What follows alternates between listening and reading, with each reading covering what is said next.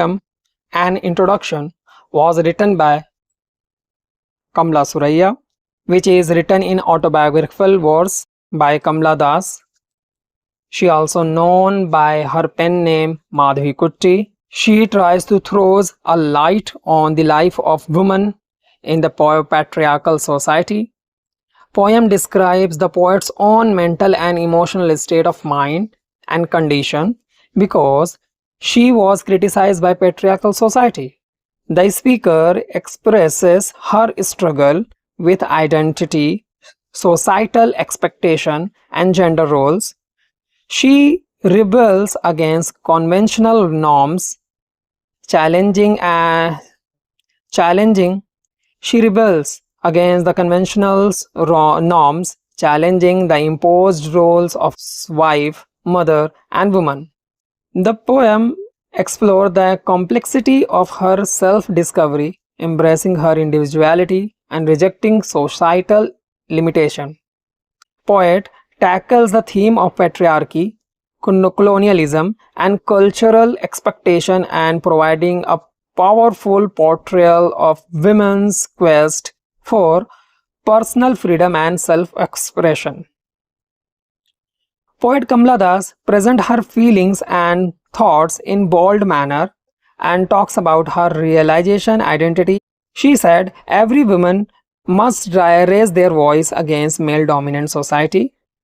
कमला दास ने इस पोयम को फ्री वर्स में लिखा है, एक सिंगल स्टेंजा 61 लाइनों के साथ। इस पोयम को इनकी poetry collection summer in Calcutta से लिया गया है, जो पब्लिश हुई थी 1965 में। This poem is a introductory part of this book. This is a long poem written in continuous form. For better understanding, we will see this poem summary section wise. In the opening stanza, she said, an introduction poem begin with the speaker tells us a speaker knows all the male leaders of India by their names. She counts their names on fingertips. Also, poem talks about narrator's struggle with her identity and finally she able to step out from the traditional role of wife. Poem की शुरुआती लाइनों में poet कहती हैं कि वो politics नहीं जानती, मगर वो पॉलिटिशियन को जानती हैं जो पावर में है, और वो उनके नाम ऐसे गिन सकती हैं जैसे कि हफ्तों और महीनों के नाम उंगलियों पर।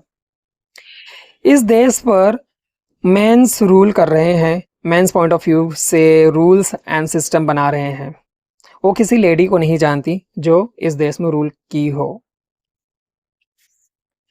और खुद के बारे में बताती हैं कि वो एक इंडियन है और चेहरे का रंग ब्राउन है, और मलाबार केरला में उन्होंने जन्म लिया, और आगे कहती हैं कि वो 3 भाषाएं बोल सकती हैं, 2 भाषाओं में लिख सकती हैं और 1 भाषा में ख्वाब देख सकती हैं। I speak 3 languages, write in 2 and dream in 1. Very famous line from the poem. और आगे पोएट फ्रीडम ऑफ राइटिंग पर जोर देते हुए कहती हैं, लोग कहते हैं इंग्लिश लैंग्वेज में मत लिखो क्योंकि इंग्लिश आपकी मातृभाषा नहीं है। ये क्रिटिक्स, फ्रेंड्स, विजिटिंग कजिन, ये मुझे अकेला क्यों नहीं छोड़ देते, और ये लोग मुझे किसी भी भाषा लैंग्वेज में कहने और लिखने क्यों नहीं देते।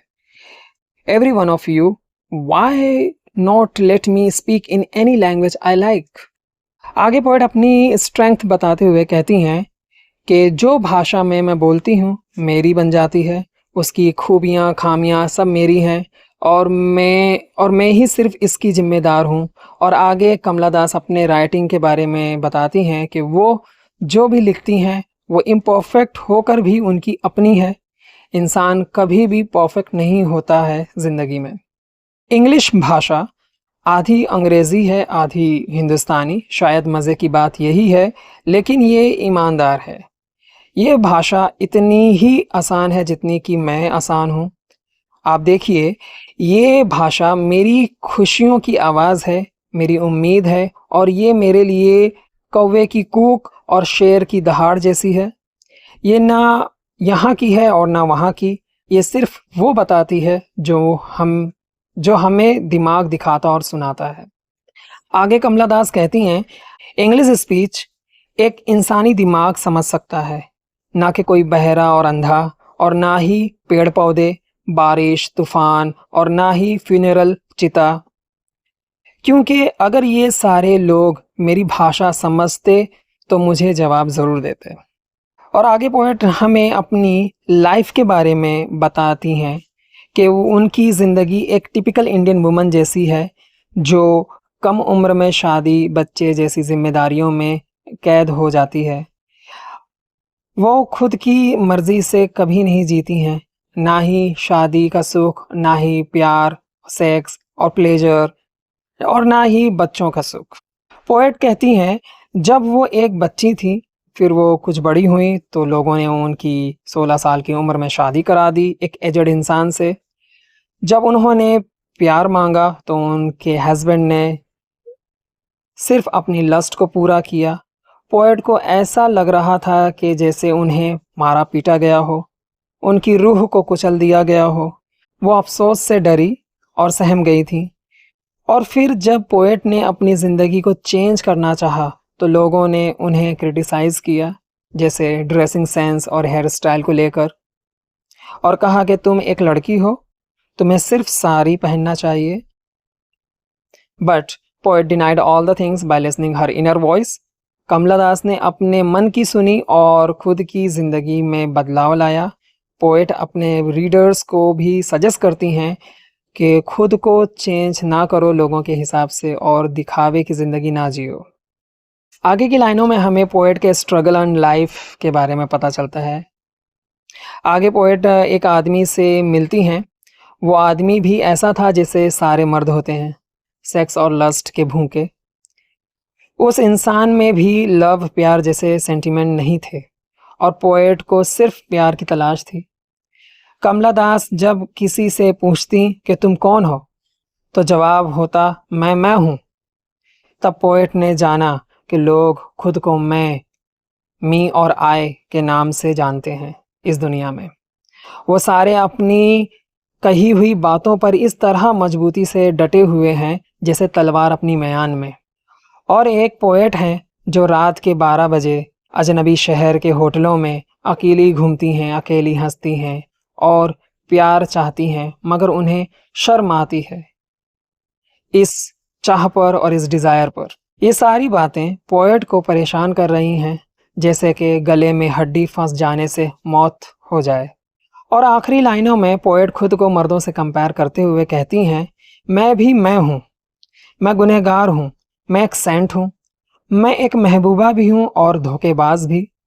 मेरी खुशियाँ और दुख, दर्द तुम लोगों से अलग नहीं है। जो खुशियाँ और दुख तुम्हारे हैं वो ही मेरे भी हैं, और मैं भी खुद को मैं कहती हूँ। I too call myself I. Here poem gets end. One more thing need to remember that this poem is a part of bachelor curriculum of Mumbai University. This is very important. We start in India. Let's have a look few questions which has been asked on this topic or poem. In June 2005, net question asked the simple question, poet's name needs to arrange in chronological sequence. The options are given below. The right one is Toru Dutt, Sarojini Naidu, Kamala Das and Meena Alexander.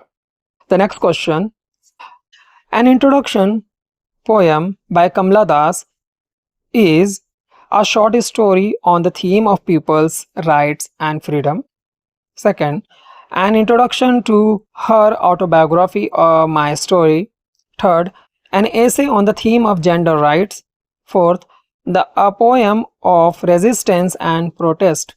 The right answer is third one, an essay on the theme of gender rights. Next question, poem and introduction written by Kamala Das, part of which book of poetry collection? Options are given below. Summer in Calcutta, My Story, The Old Playhouse and Other Poems. Fourth one is The Descendants. The right answer is Summer in Calcutta, which is published in 1965. Next, what is the central theme of the poem and introduction written by Kamala Das? Options are feminism, love, social justice, identity. The right answer is D, identity. Next, I am Indian, very brown, born in Malabar.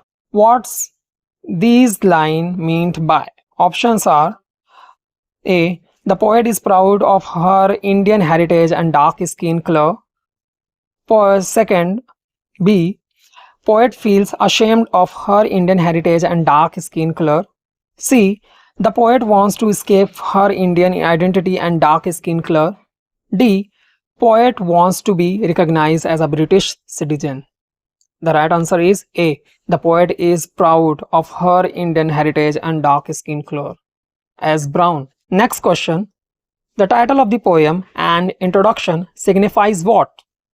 The options are: poem is an introduction to the poet's life story, poem is an introduction to the poet's philosophy, poem is an introduction to the poet's writing style, poem is an introduction to the poet herself. The answer is D. Poem is an introduction to the poet herself. Next question. What is the tone of the poem and introduction by Kamala Das? Options are despairing, confident, romantic, and humorous. The right answer is confident.